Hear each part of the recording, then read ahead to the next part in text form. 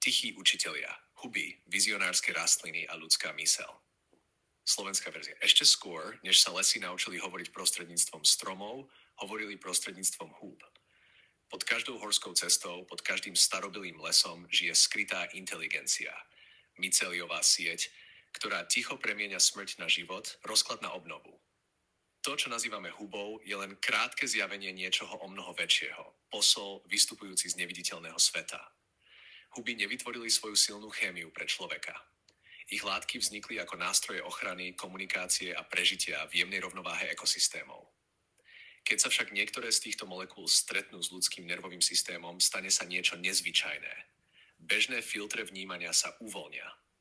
Vzorce, ktoré boli rigidné, sa stanú pružnejšími. Emócie, ktoré boli potlačené, vystúpia na povrch. Oblasti mozgu, ktoré spolu zvyčajne málo komunikujú, začnú vytvárať nové spojenia. Preto môžu niektoré huby alebo vizionárske rastliny vyvolať skúsenosti, ktoré ľudia opisujú ako rozšírené vedomie.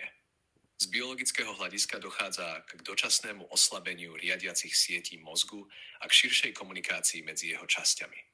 Z duchovného pohľadu ľudia hovoria o hlbšom videní, silnejšom cítení alebo spomenutí si na niečo zabudnuté.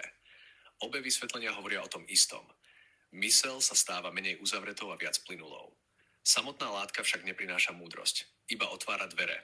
To, čo nimi vstúpi, závisí od stability, pripravenosti a zámeru človeka, ktorý nimi prechádza. Bez ukotvenia sa môže skúsenosť stať zmätkom, s vedomím a integráciou sa môže stať poznaním. Počas histórie pristupovali niektoré kultúry k týmto rastlinám s obradom, vedením a prípravou. Nie preto, že by látky sami o sebe boli posvätné, ale preto, že ľudská myseľ je mocná a citlivá a každá sila, ktorá mení vnímanie, si vyžaduje zodpovednosť. Moderná veda potvrdzuje ten istý princíp.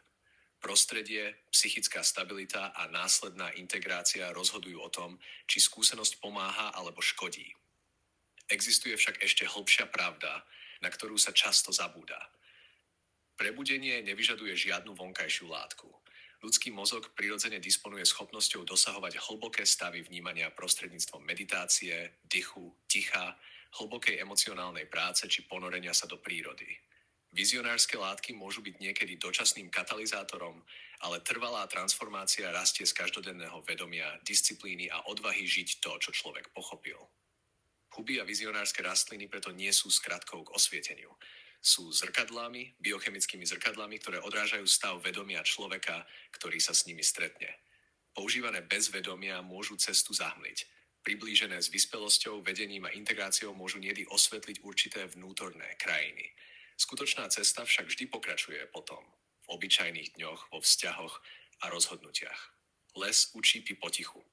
Všetko, čo padne, sa stáva výživou. Všetko, čo sa otvorí, sa musí naučiť aj stabilizovať.